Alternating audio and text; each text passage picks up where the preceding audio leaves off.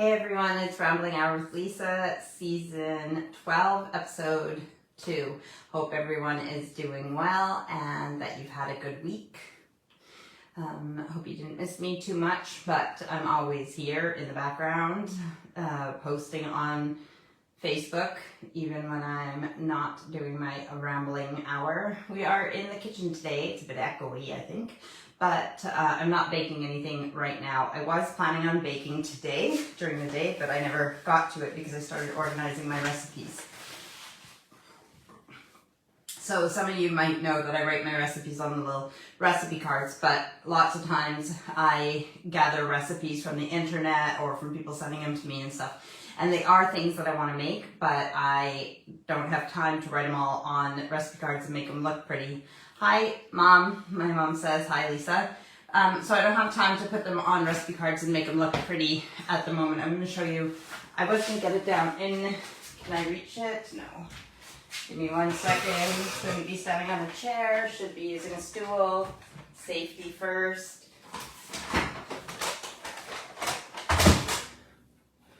So Steve bought me this.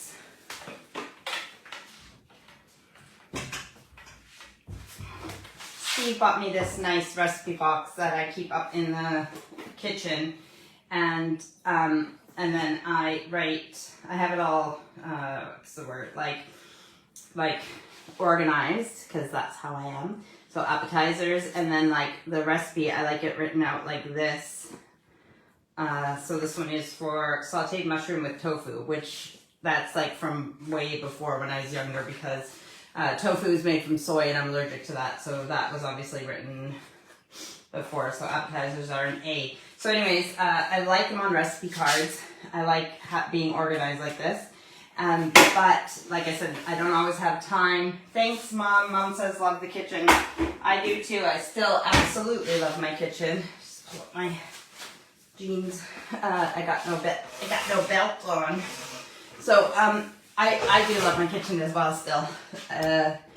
So I love being in here. I want to cook more in here. I want to do lots of stuff in here. But like I said, so being organized is the first part, right? So I grabbed one of these, although I might end up using a binder, which is what my mom uses, because my mom had this old cookbook that she used a lot of recipes from. It's like the Co-op cookbook. It's like Co-op, the grocery store. And she's used it for so long, and some of the pages were getting worn and everything else. So my dad actually took it to work and photocopied the whole thing for my mom, but made it, instead of being like about that size or whatever, he photocopied it to full-size pages. And so she has a binder with it, which is good, because the binder, you can, if you want, you can have these plastic, like these ones don't come out, this is just a book, but you can have the plastic, so lots of times when I have a recipe, even if I have it on a recipe card, I'll make a copy of it, and I'll put it into one of those slip covers like this, so that I can just use it in the kitchen and not get it dirty. But this is what I did today. So I just used some scrap colored paper. I used a contents from a different cookbook just for the different like soups, egg dishes, cheese dishes, fish, pork, beef, lamb. And then I just put it in here. So any recipes that I have printed off from the internet or that people have sent me that I want to make, they're all in here, and it'll be way easier for me to find them. There's my pumpkin pie recipe that I use during the Thanksgiving season. And I'm just really excited. So drinks, sauces, and yeah, and there's snacks and everything that I can use in here. And that's what I did today. So I didn't do any baking yet, but I got organized with these recipes that have been printed off. And eventually, I might be able to copy them down onto recipe cards. But until then, I still have everything ready to go, easy to get to. If I want to make a pie, if I want to make a cake, if I want to make some muffins, which is what I was going to do today, is some more bran muffins. So the other thing that in the kitchen is these books, which I've showed you before. Fakeaways is mine from Amy and James, and Board of Lunch, the Healthy Air Fryer book, is Steve's from Amy and James. And these, I want to cook out of these as well. I just need to be organized in the kitchen, plan some meals and everything else. So I plan on using these too. Then this is my other recipes. It says recipes. This does not have a lid, but it is, if I hadn't, well, there is some old recipe books in here that, from other places, home canning. Some of these are old, so just like, you know, when you have like, they're too thin to put with the cookbooks up there. So they're just, but I have some more, I have some other, oh yeah, there they are, they're at the bottom.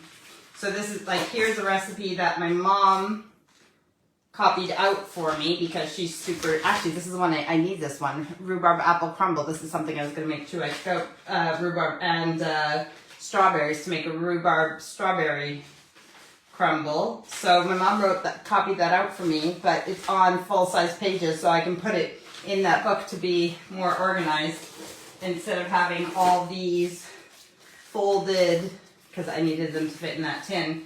So yeah, that's how I would normally, I'd have it in one of these slip covers, and then I can have it in the kitchen. Really good rum balls. That's homemade chocolates. That's my grandma's writing. My grandma Alice is writing in her cookbook. I made a copy of her cookbook and then sent it back to my auntie. And these are my notes. This writing here, butterscotch raisin pinwheel. This is written like I would do on a recipe card, but this is actually my notes and my recipe from when I was in high school. So things that I learned in foods class. So there's lots of stuff here that I still need to organize. And then, like I said, instead of having it all like this, and I can't, and I gotta dig to find the recipe I want, then if I can just put it in a binder or a book, then I can always come back and recopy them later. I'm always trying to improve on, actually there's a lot in there. I'm always trying to improve on systems, right? But I don't have time to recopy all of these now, so I think doing a binder system would work good. So I think I will go up into the loft and get me an empty binder and then use the slip covers instead of this thing that I use. But still a good start for today. And yeah, sometimes I get distracted like that. I have apples there that need to be used as well. So I have my fruit out. I'm going to do some baking. Hopefully I can even get to maybe some of it tonight. Steve's home today. He hasn't gone out to cards because it is a bank holiday weekend here, which in North America we call a long weekend. So tomorrow's a holiday here, so they don't go out and play cards because it might be busy at the pub with people who go out because they don't have to work tomorrow. So we'll see what I'm going to do after this. I made fish and chips for supper, but I made like not just battered fish. I made like it's like lightly breaded, but some of it is lemon and parsley, and the other one was garlic and herb. And I think Steve said he liked the garlic and herb better. And I can't, is it like place it? I can't remember what type of fish it is. Let me just check real quick and I'll tell you what the fish was. It was just boxed fish, but I wanted to try it to see if it was a quick, easy meal. And then I just did some skin on potato chips in the air fryer. Yellowfin sole. The fish was yellow. Oh, I can show you because there's still some in the oven.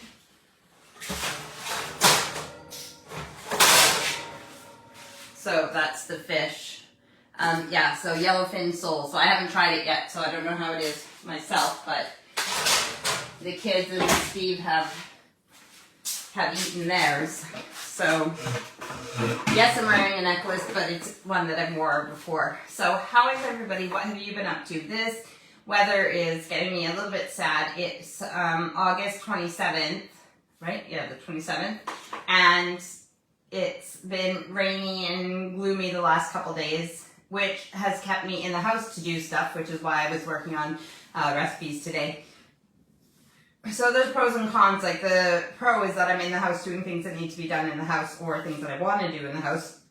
The cons is that this is still supposed to be summer. Summer is nearly over, and I really don't feel like we've had the kind of summer I like anyways. I can't say a proper summer. It's just been, you know, a bit chilly and more rain than... I appreciate the rain for my plants and everything else, and I have enjoyed summer, but I would have liked some nicer, hotter weather here. But with the pond out in the garden, I have dug it and done everything I need to do for the most part.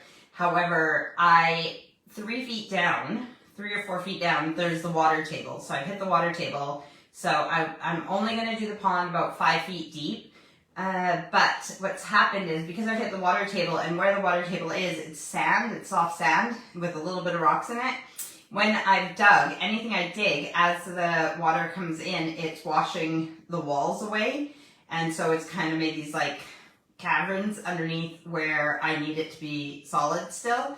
So Steve's ordered the liner we used string to measure how much liner we need for the pond. So Steve's ordered the liner. When I get the liner here, I am going to, we need to, well, I guess it's called shoring up the sides. I'm going to attempt, hopefully this works, I'm going to get everything ready. We have a sump pump, so I'll pump all the water out and then keep the sump pump going so the water stays out. Sam Harley Wilmore says, "Evening, Lisa, hope you're well." Thanks, Sam, I am well, hope you are as well. So I'm going to pump the water out. I'm going to put, I have lots of, rubble and pieces of concrete and pieces of rock that I don't care about and stuff that I've saved in piles just because you never know what you're going to need them for in gardening. So here's an example. I'm not going to use my good round river rocks and stuff that I've collected out of the garden and digging the pond, but I'll use all the ones that I don't want. And I'll put the rubble and the concrete and pieces and everything into the caverns, and instead of putting the soft, nice sand back in there that's fallen out of there, I'm going to take the muddy, clay, dark sand that will stick together better, and, hopefully the clay will help hold the concrete and everything in those walls. I just need it to stay, and then if I keep the sump pump going and the water is staying out of the pond, then it won't wash those away. And while I am doing that, once those are done, then I can put in first I'm going to do, the pond liner comes with a free underlay anyway, so I could use that, or you can use old carpets. So I'm going to put the underlay, carpet or whatever, under once I shore up the walls, and then quickly put the liner in, and because that's when I'm going to have to move the sump pump, right? Because I'm going to have to get those things in, and before the water starts filling back in from the ground level, like the water table, then I need to start filling the liner to hold the water down. Now, that's why I don't want to go too far down, because I need the pressure and the weight of the water on the liner to hold down that foot of water or whatever, because otherwise what happens is the pressure from pushing the water, this is how wells work as well. So you dig a well down, and the pressure from, you got to think, it's not just the water table here, it is everywhere. So the pressure is pushing all that water. It's oh, we found somewhere to go, and it goes into that well and starts filling up the vessel, which is the well, right? So it just keeps pushing, and it's pushing, and that pressure will be so much to push the water up that if you don't have enough pressure pushing down, it will make a bubble of water under the liner, which they call a hippo. And so you need heavy rocks or whatever. So I don't want to go too far down. I need just a little bit so there's enough weight to hold the liner down so we don't get a hippo. Anyways, it's work. It's just wish me luck. So once the liner's here, I got to do that all in one day and get it done. But the pond, everything else looks good. I am very excited about the pond, and even a 5 foot deep pond in the middle there will be, I think it'll be fine to jump in on a hot day if we ever get any, but there's many years of using this pond. And if we're not jumping into it, we are going to have fish in it anyways. You can swim with goldfish or koi, or, you can swim in the same pond as fish.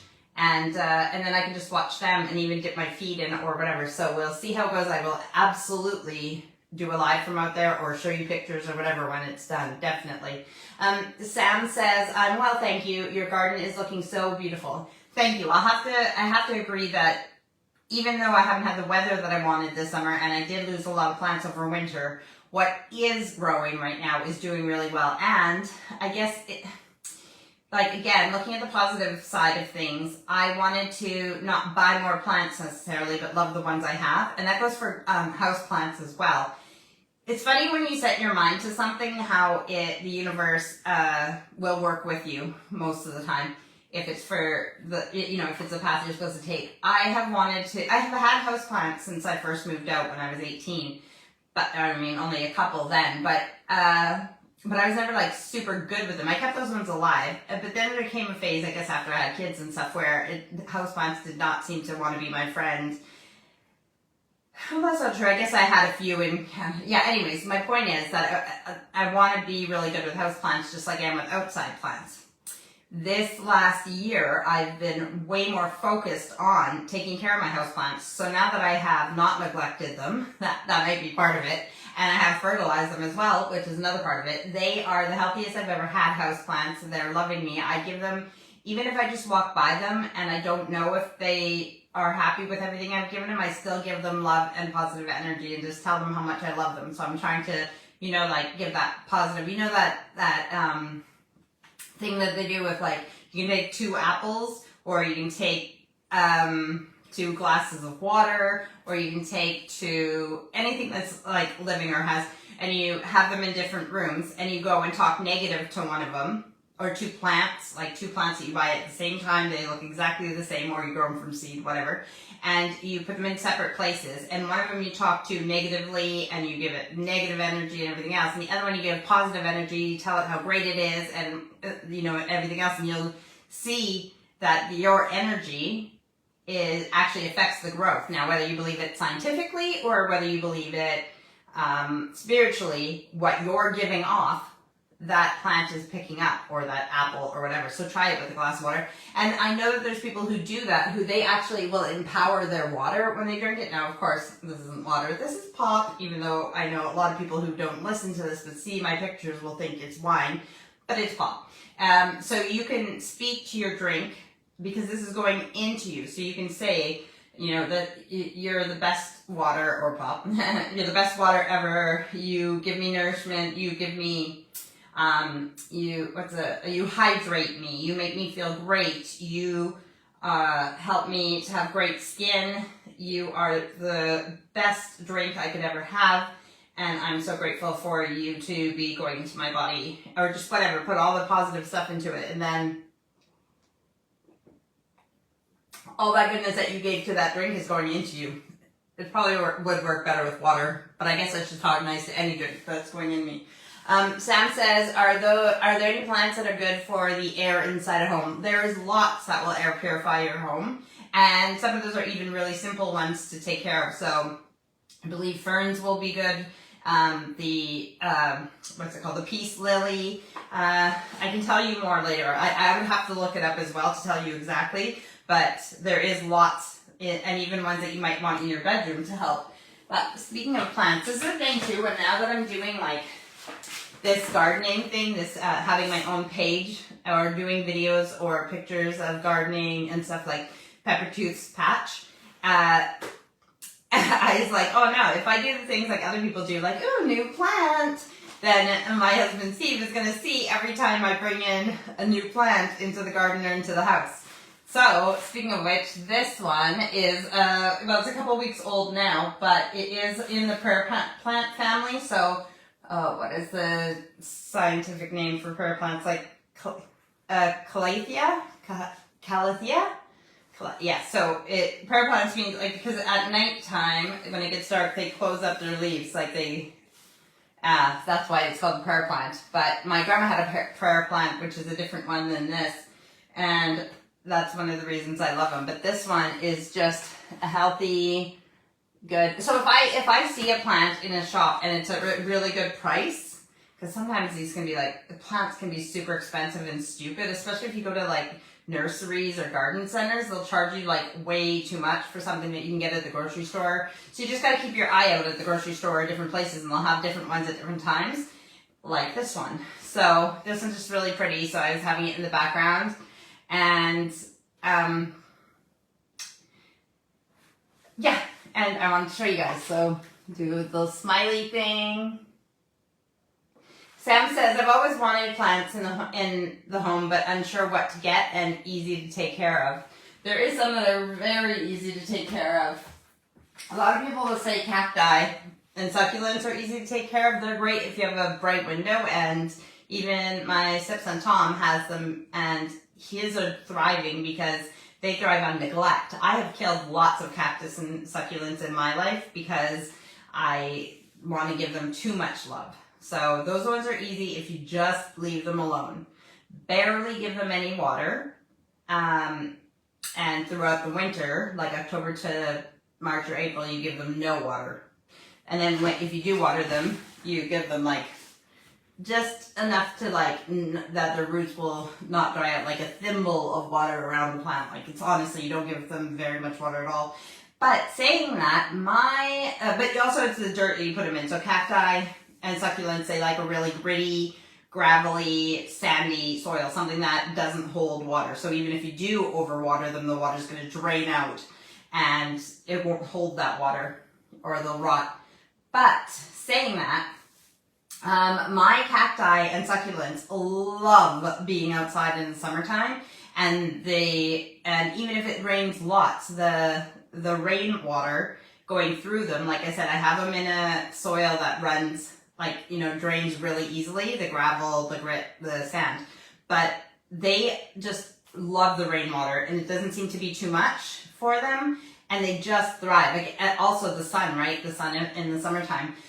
You should acclimatize your succulents, especially if they're in a very shadowy area in the house. I killed 2 big ones this year because I took them straight from the dining room out into the greenhouse, which is like dim to bright and hot. So I shocked them and they did not like it and they did not recover. So you need to slowly move them into more light, or put them out during the day and bring them into the house during the night, and for about 5 to 10 days at least, and get them used to the new environment. But yeah, I think that my cacti and succulents have not done as well as they have when I bring them outside for the summer.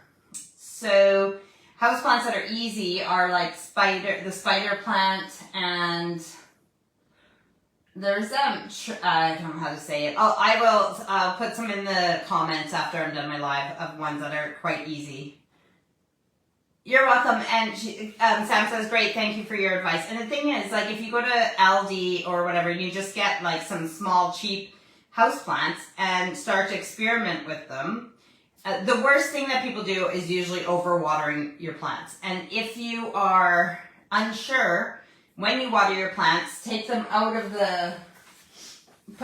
take them out of their, not this one, because it has holes in the bottom. Oops, I just got dirt everywhere. But this one, take them out of that, set that in the sink, pour your water, and if you can do rainwater, distilled water, it's even better instead of tap water, but tap water, for most plants, it'll be fine.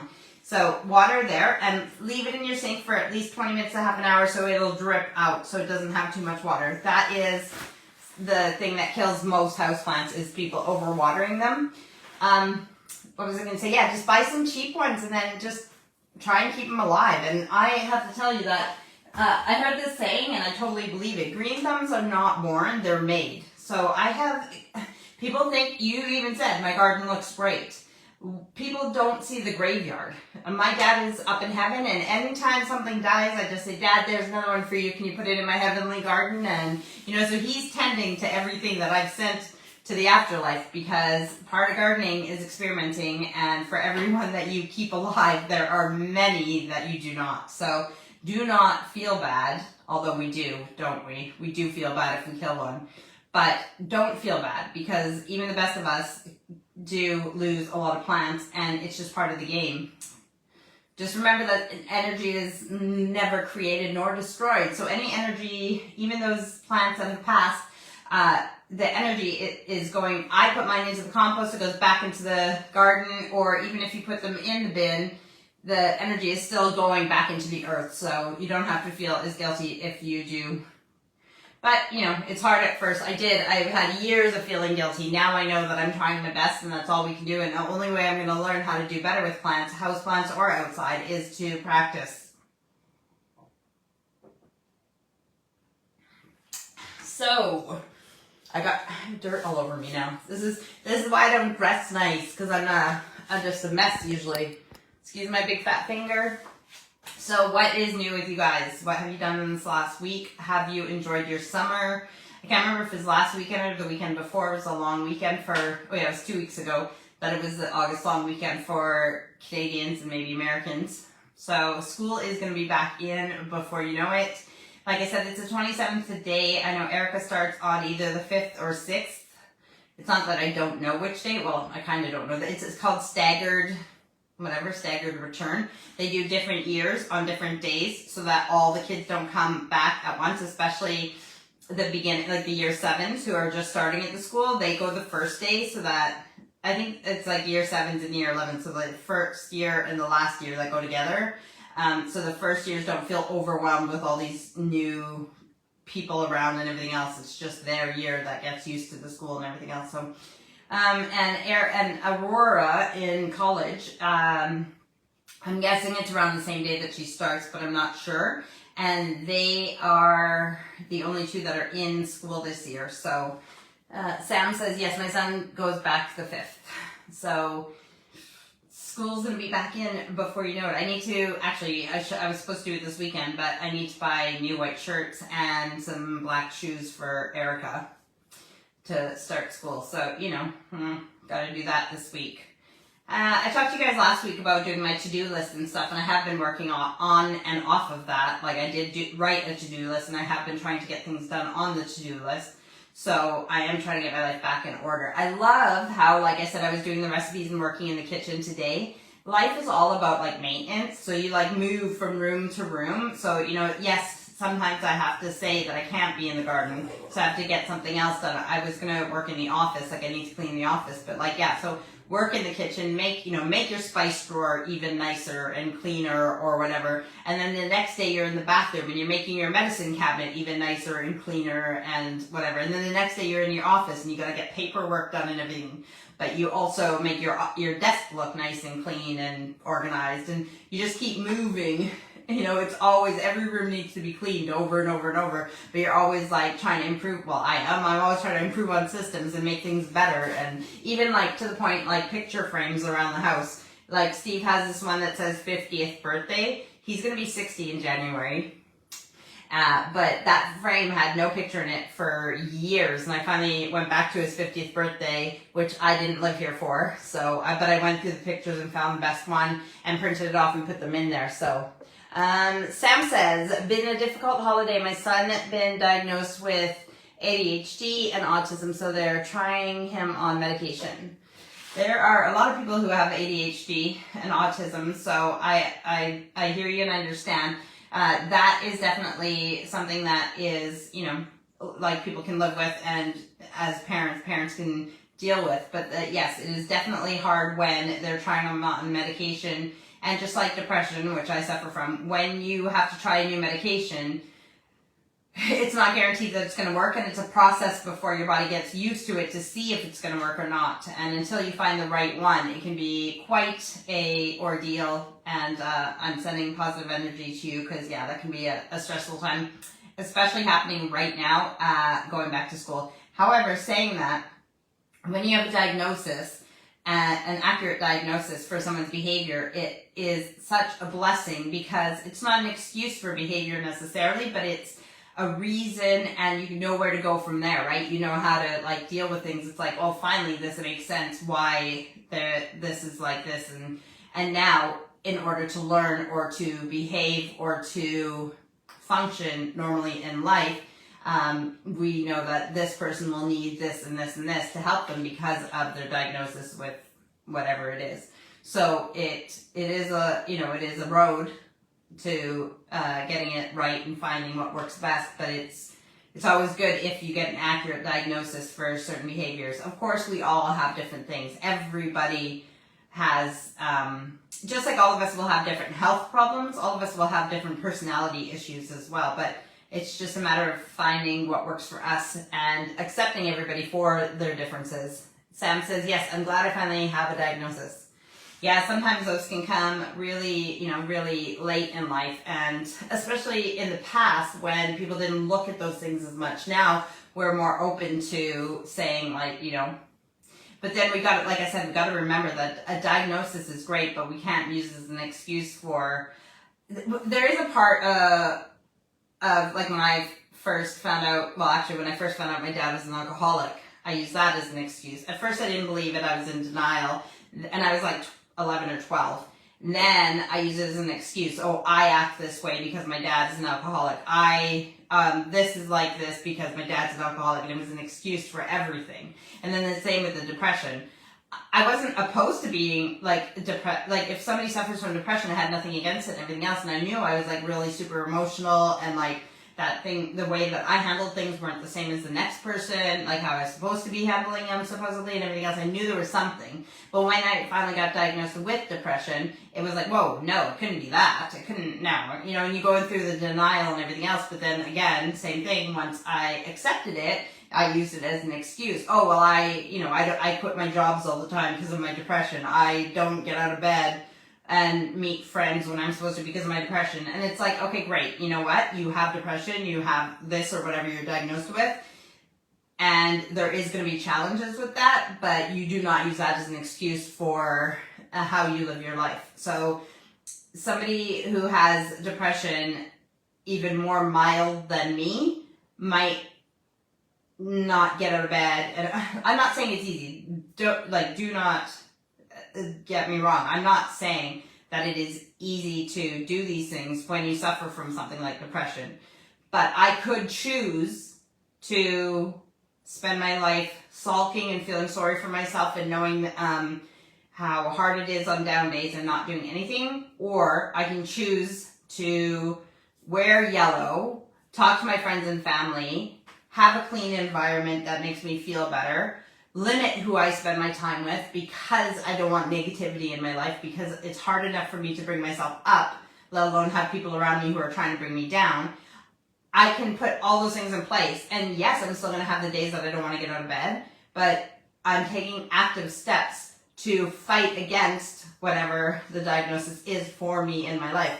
And I appreciate and love Steve for that too, because the same thing, he's had a broken neck since he was 18, and he has a degenerative disc thing in his back and stuff too. So he could absolutely just live on disability and, claim disability and not work out of the house and just let himself dwindle away in a wheelchair or whatever. But he doesn't. He works harder than most people I know, and he doesn't let his disabilities stop him from living a good life. Now, obviously, there's things he can't do because of his injuries, and he doesn't push it to a point where he's going to end up in the hospital, but he doesn't use it as an excuse to stop him from having the life that he wants. So, and that's what I love about him too, that both of us will take the things that are wrong with us. And of course, you have days that you feel sorry for yourself, and there's days that you complain about it to your friends and family because you need that. But after that, you can only feel sorry for yourself for so long, and then you got to get off your ass and do something about it, because otherwise you're just going to waste your life. And guess what? We all have shit to deal with. So it might not be the same as the next person, but we all have physical ailments. We all have mental ailments. We all have family shit. Like, we all have those things to deal with. So it's how you handle them and what you do with your life. So Sam says, I've had severe depression and PTSD for almost 30 years, and it was difficult at first to accept, but glad I did. Yes, I am glad that you accepted it, but the other thing with serious things like that too, and this even goes for like my depression or whatever, do not underestimate counseling or therapy in any form, even if it's your own journaling and stuff like that, or talking to friends or trusted people, or going to professionals. Because, especially with PTSD, and you probably know this too, some of these things are too big for us to handle on our own. We're not supposed to do everything ourselves for our whole lives. We need to rely on other people, and they are professional for a reason. If you wanted a beautiful cake for your wedding, you're going to go to someone who you know will give you what you want. You're going to do that little extra because this time you want a nicer cake than just your mate down the road who makes your birthday cakes does, or whatever. So when it comes to your mental health and things like that, you go to the professional. Not that they're a better person in any way, but they studied this, they deal with this, just like the baker who's going to make a better cake than the person who doesn't do this for a living. They know how to help you better than anyone. So this isn't just, like I said, it's not just the yellow shirt. It's not just the clean environment. It's, I have had therapy. I am absolutely willing to go back to therapy if I ever feel that my life is at a point where I'm not doing well. And yeah, so do not underestimate getting help. Reading self-help books, even if you don't want to talk to somebody specifically. Watching things online. I mean, you got to be careful with stuff on the internet, right? Because you can get things that'll help you and things that'll hinder you. So, but find ways that are tried and tested and true for other people who have suffered with whatever you're suffering with as well, and use those tools. And take a walk in nature, connect to your inner self, and find those things that. So Sam says, I tried counseling, didn't work. My PTSD so bad now, I have to have shock treatment in private clinic. Yeah, but see, the thing is, obviously you got to find a counselor that works for you, one that you connect with.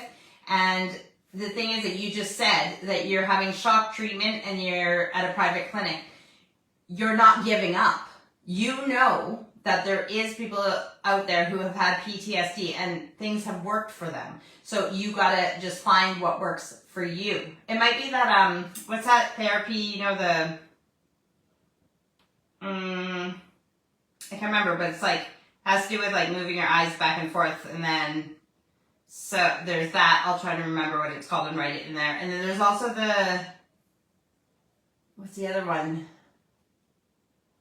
I want to think of like an elastic band where it snaps, but I can't remember. There is some other therapies that have seemed to be doing really well for PTSD, especially for like military and stuff who have done it. But yes, that's what I'm saying, Sam, and I'm happy that you're like that. I'm proud of you for doing that, and that's the point too, is that once we have diagnosis and for our ailments or whatever they are, the thing is to keep going and to find what works, because giving up isn't going to do good for anybody. So yeah, it's not always going to work the first time.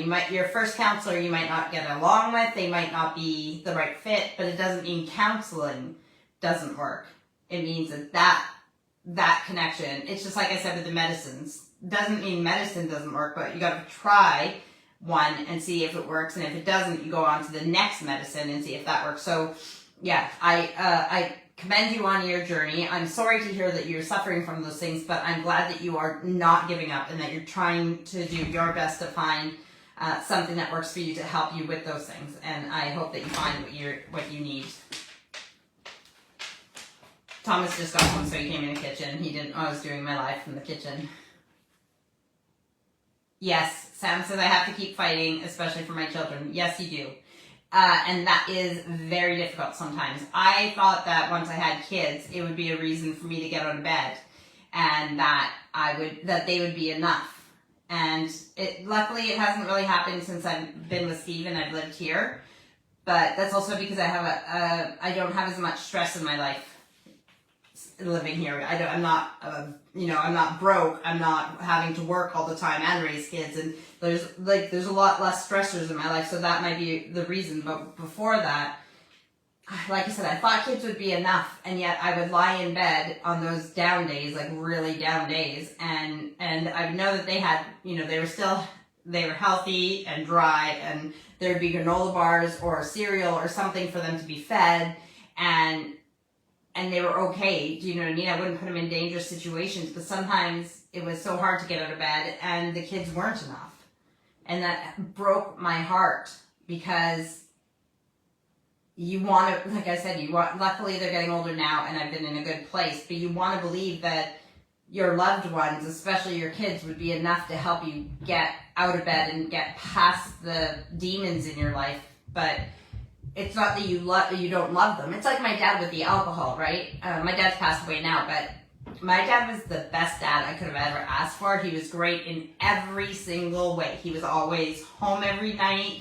He never talked down to my mom. He never talked down about himself. He never treated us poorly. He did everything that a dad's supposed to do. He worked every day. He was a dad in the way that he provided for us, but he was a dad in the way that he was at all of our ball games and was there at our plays or whatever we were interested in. And he had fun with us, and we did family things together. We ate dinner together as a family every night. all those things that you want in a dad. And I was so grateful for that. But there was his drinking, and it was on weekends and holidays mostly, until he retired. But it was, and he was never abusive when he drank, but he was just annoying, and it's just not easy to be around someone who drinks. However, saying that, as a wife or kids, you want to think, why am I not enough for you not to drink?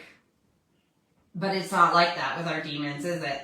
Though they have more power. So it's not that we don't love our wife or our spouse or our kids enough to want to fight the demon, but it is hard when you're fighting demons. And sometimes, like, it's so difficult. I do not blame my dad at all. He did everything that he could to be a great husband and a great dad, and he had one fault that was his crutch to get through life, and that happened to be alcohol. And I can't fault him on that. I know now, like, how difficult it can be to change things, even if you want to, and even if it's what's best for your family and everything else. Like I said, you got to keep fighting and everything, but definitely I know that it's like, you know, you got to keep fighting for your children as best as we can. And, like, again, that's when it comes into community as well, having a support system around you if you can't do it yourself. Sam says, my PTSD is due to the way I lost my little Harley. Yes, I know that you did lose your son. I can't remember how you lost your son, but I can't even imagine what it would be like to lose a child, let alone in a way that would give you PTSD, and what you would do from there. I have a cousin who, out of 4 of her kids, she's lost 3 of her kids. And she's only a little bit older than me. One of them she lost as a baby, and 2 of them she lost as adults, but still young adults. And I just can't imagine. And yet she's positive. She tries to be positive. She tries to just go on for her grandkids and just do what she can in life. And I love her for that. But man, the stuff that she's had to deal with in this lifetime is unimaginable. Like I said, to lose 1 kid, but to lose 3 out of 4 kids, and all in different situations, is just, so I can't, oh yeah, and Sam says she lost her son through medical mistakes.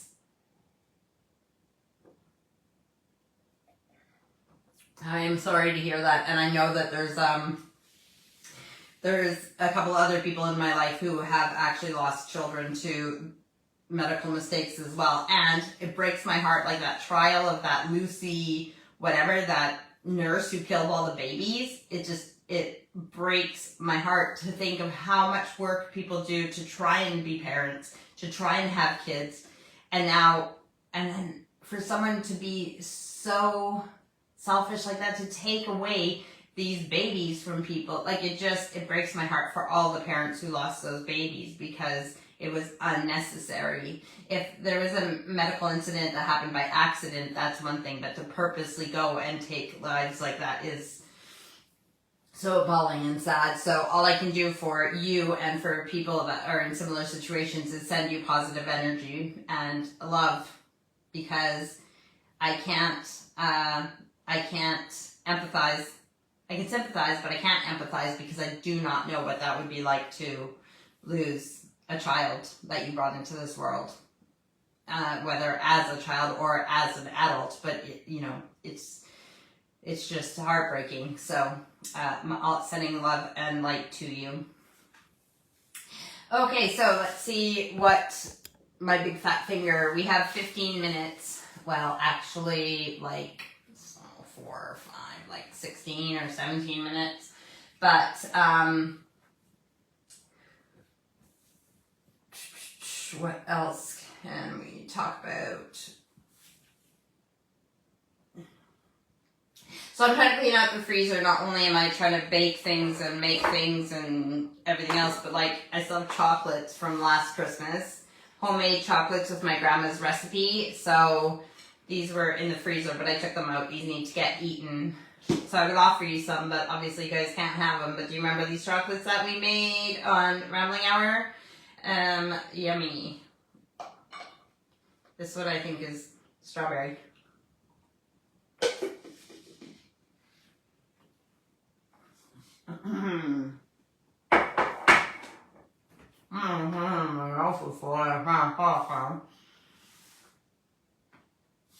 I do like this shirt, this sweater. It's long. I could wear it in the autumn. Yellow can be an autumn color as well. I'm just wearing a little thing underneath here, and but I'm actually wearing this backwards because it has like jewels all right here on the front. So I thought this would be a cute outfit for today, something quick, easy, and I knew I'd be a bit chilly in the kitchen. Sam says, are you doing any more cooking lives? Absolutely. It's just like gardening. I cook every day because people seem to want to eat every day. But, yeah, we could, if you have requests, I mean, obviously I'll do the Christmas and Halloween specials and stuff like that, but if you guys have any requests of things that you want to watch me make, then let me know. I can make dinners, I can make, desserts and baking or whatever. I have,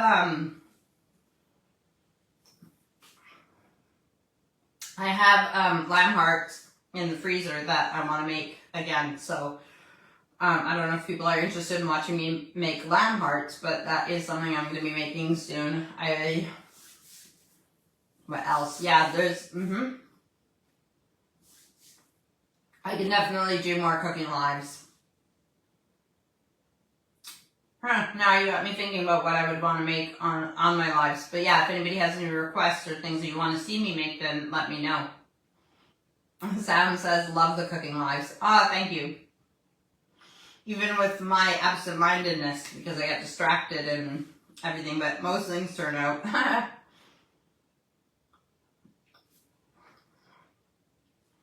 don't know what the weather's going to be like tomorrow, but it's, now I'm inspired to be in the kitchen, and I took out, like I said, I took out strawberries, shredded carrot, shredded courgette, which is like zucchini, and rhubarb, because I want to make strawberry rhubarb crumble, or strawberry rhubarb crisp, and carrot for carrot cake muffins, and the courgette is like a zucchini, chocolate zucchini loaf, but I'll be making it in muffins as well. So I have these apples here that I'm probably not, I might throw these apples into the strawberry rhubarb crumble, or I might just like skin them, cube them, put them in a bowl with a little bit of olive spread, which is what we use instead of margarine. It's over there on the cutting board. A couple sweeteners instead of sugar, and then just cooking them in the microwave. So, and making, it'll be like a pie filling, but you just eat it on its own, so it's a healthy snack. Either way, I need to use them up. Sam says, you're a very talented lady with cooking and gardening. Thank you very much. Thank you. I will take the compliment. I like doing both of those, and I have had many years of practice of cooking and baking and stuff. Thank you to my mom and to my grandma who lived with me growing up, because so many things, even the gardening actually from my parents, because they've always had a garden and grown plants and stuff like that. So I've learned a lot from them. I've cooked since I can remember, since my mom would let me in the kitchen do anything, even if it was peeling potatoes or cutting up carrots or stuff. So I have, and then I did cooking like in school as well, not only home ec during junior high, but high school I took cooking classes on purpose. So I've been doing that for many years, and it's part of the reason that I'm good at it. And another part is, I guess it's like that I like it, but yeah, it's hard to say if I'm good at it because I've done it for so long and so much, or if it's one of those natural things. With the gardening, I have to say, having a passion and loving something obviously helps, but all the stuff in the garden and with plants and stuff, that's had to be learned. So I wasn't just a gifted gardener. I've had to start from the beginning, read a lot, whether it's in magazines or books or online or whatever, just constantly studying and learning new things. So, and it's a never-ending process. I guess it's like that with cooking as well. There's the basics, but anything more that you want to do, it's a lot of work.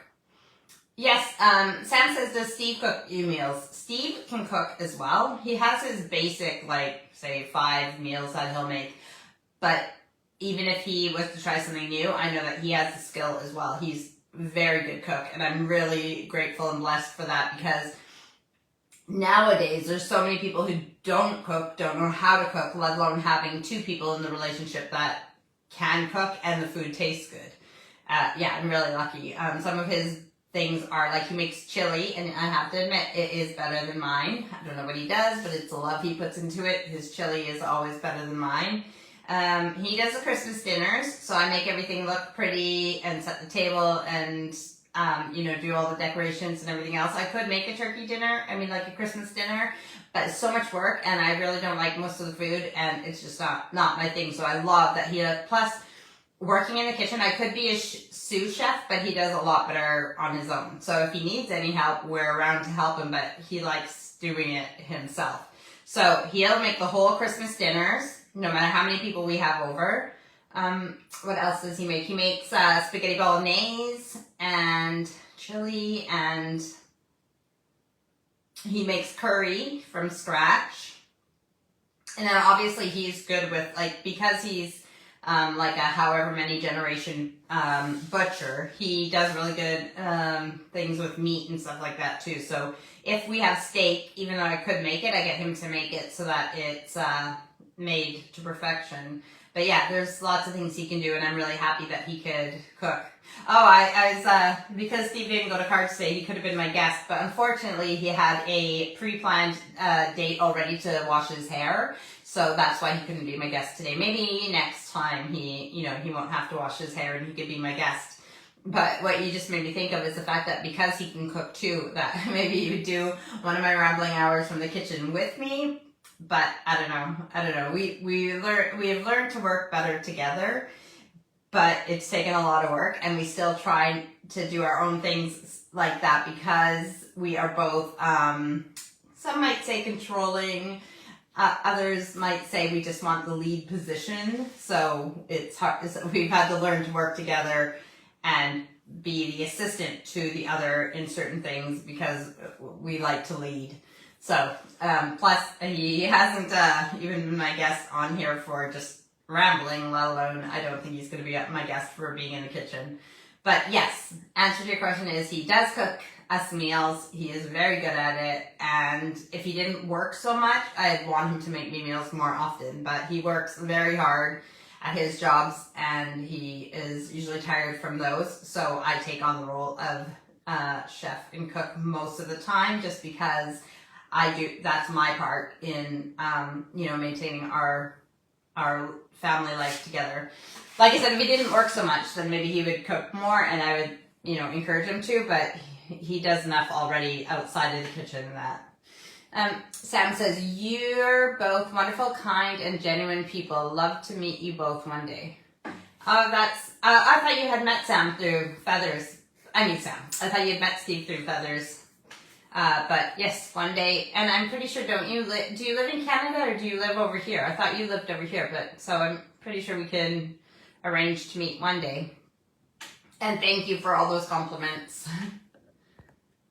I like to think I'm genuine. I was listening to another thing about people like celebrities and different things, and the them that they put on for the camera and who they really are in when the camera's not on. And oh yeah, Sam, you're in Northwich. That's really close to us, so there's no reason that we can't meet.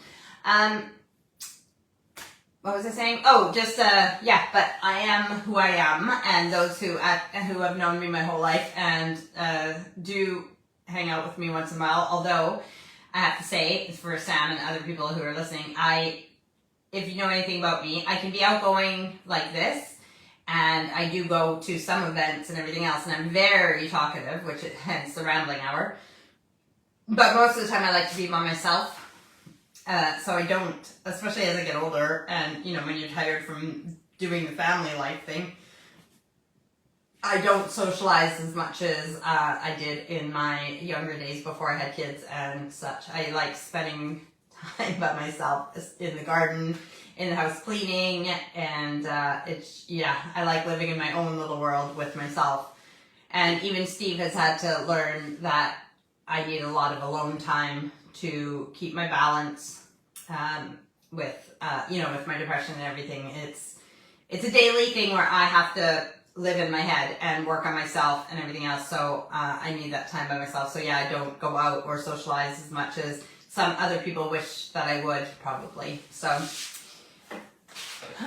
we have like 5 minutes. So is there anything else anybody wants to know on this Rambling Hour Live? Hey, I told you guys last week, but once this is posted, you can go, if you're watching this later, or any video on Facebook, if you go to the settings, which is like a little cog, you can change the playback speed, and you can, if I'm not talking fast enough for you, or if you can handle listening to me talk even faster, or if you're watching a video with somebody who talks slow on it, you can change the speed that you listen back to these at. So I love that. I love it because like I listen to my podcasts on double speed, and Steve doesn't understand how I can do it, but then I can't speed read, he can speed read.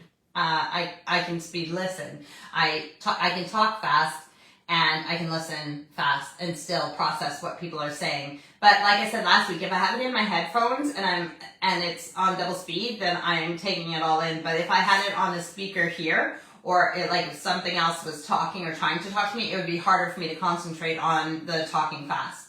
So it is anyways, it makes me happy for anybody who does think, I don't think I talk slow, but you might be watching or listening to something else. So it is a feature that Facebook has now that you can speed up the videos. So that's really cool. Anyways, I also find it hard to so Steve's encouraged me to do these gardening videos and different things, and I do feel like that I have felt in the last few years, especially this will be the spiritual talk, when I've meditated or spoken to my spirit team or my guides, even being in the garden and stuff, I always felt like gardening was my right path. That's what they would tell me, just keep gardening, and I don't know where it's going to take me or what it's going to do, but I have a feeling that it's on the right track. So even though I'm finding it a bit difficult not to do the videos, not to take the videos, and not to work in the garden, because I'm doing that all the time anyways, but I'm not going to look this good in my gardening videos because I'm not putting effort into my appearance every day, because that's just not where my priorities lie. I'm not saying hygiene, I'm saying I don't care about my hair and makeup being done every day. I don't. So I'm not going to look my best in the videos necessarily. But the problem is doing the editing and making them into something that's enjoyable and doable and everything else to put on my Instagrams and Facebook. But I am trying to work on it. I will get better at it. And I have some things that I've done in the garden that I need to post. And I'll get used to. But then I think about all these influencers. I don't want to be thank you, Sam says you don't need makeup. You're a natural beauty. Thank you. Sometimes it's just nice to do yourself up and, feel to put effort in. But most days I just have my hair back and I don't wear makeup. What was I saying? So, editing. I'm just going to be me. It's even these rambling hours. Yes, I do make backgrounds look nice. Yes, I change into a nice outfit. But it's not this big, huge ordeal to make these things where I have to plan it for weeks and do meetings and all this stuff. And so it's the same thing with doing videos for gardening and everything else. I am not going to make it this thing where I have to put hours into it every day or try and find people who will follow me, or I'm just going to let it be whatever it is. So I'll do some videos, I'll post them, and people who are supposed to find me or are inspired by me will be there, and people who don't, they don't. But all I want in life is to enjoy what I'm doing, love my family, take care of my family and friends, and I'm going to do that. I'm not going to put pressure on me to be something that I'm not. So I love if I influence people naturally, but I'm not going to try and make myself into an influencer because that's just like, it's just not the path I want to take. Anyways, let's get to our, do this again. The death deck. This is going to help me find our question of the week. So, end of life planning, being death positive. And we're all going to go one day. So let's plan it now, because who else can plan it as good as you want it besides you? So let's see what I have today.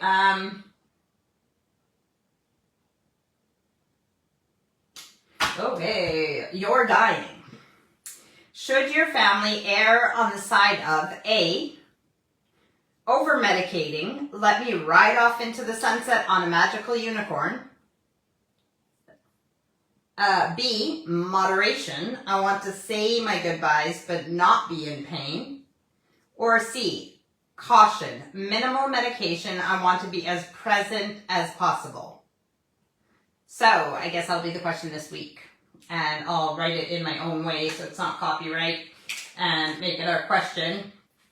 But yeah, that's something to think about, to add to your end of life planning. And speaking of planning, I might end of life plan better my questions, or we'll do them randomly, whichever. But I'd like to play this with someone though and see what our answers are, even me answering the questions. All right, I love you guys. I will see you next Sunday, and maybe I'll even have a guest. Yeah, I hope you've enjoyed the kitchen. Like I said, if you have any suggestions or things that you want to see me make from the kitchen, I have this beautiful kitchen. I have lots of ingredients, and I do have some skill in the kitchen, so we can definitely do that. Let me know what it is you'd like me to make. Thanks for watching this live, Mom, Sam, and everyone else who's watching right now. And if you're watching this at a later time, I love you guys too. Thanks for tuning in. I really enjoyed last Sunday's live. It was just me rambling, but I think I made quite a few good points, and it's a lot of things that I would love to, like sometimes that's like this saying, or my train of thought is just like all over the place. But last week's rambling hour, so season 12, episode 1, I really feel like I was on a roll, and I was saying a lot of things that I think, and I listened back to it in double speed, and I thought it was a really good one. So you can check that one out if you haven't already. All right. I love you guys. Have a great Sunday. And oh my God, I will see you guys in September because it's the 27th. So next Sunday is the 1st. I just spit on myself. Oh, summer is going. And I see some of my friends and family in Canada, because the weather changes and the kids are going back to school and everything, that they're already putting out their autumn decorations. And I know the thing is here, it doesn't, except this year, it doesn't really feel like autumn until later in the season. And then if I wait till then to put out the autumn decorations, then it's already almost time to put out the Christmas decorations, so I don't get the house decorated for long. So if I do the 3-month thing, if I do like September, October, November with autumn decorations, and then December 1st do Christmas decorations, then it works out better. However, what was it saying? September, October, November. But sometimes after Remembrance Day, which is November 11th, you could do Christmas decorations. Like, it's just not much time for the autumn decorations. So if I'm going to do them, I might as well do them now. But hopefully we still get some nice summer weather here in the UK coming in September and October. Some hot days, please. I didn't get to use the pool this year. And with the pond going in, I want to like try it out and jump into it, like, and use it as a plunge pool. The funny thing is, like, the water from the water table, like I said, how I hit the, what's the other word for the water table? Like anyways, the water that's in there right now from the water table is actually not cold at all. It's and now it makes sense with the water table being so close to the surface why our tap water can be not ice cold lots of times, whereas in Canada a lot of times our tap water, like, our lines are so far in the ground that the water comes out like super ice cold.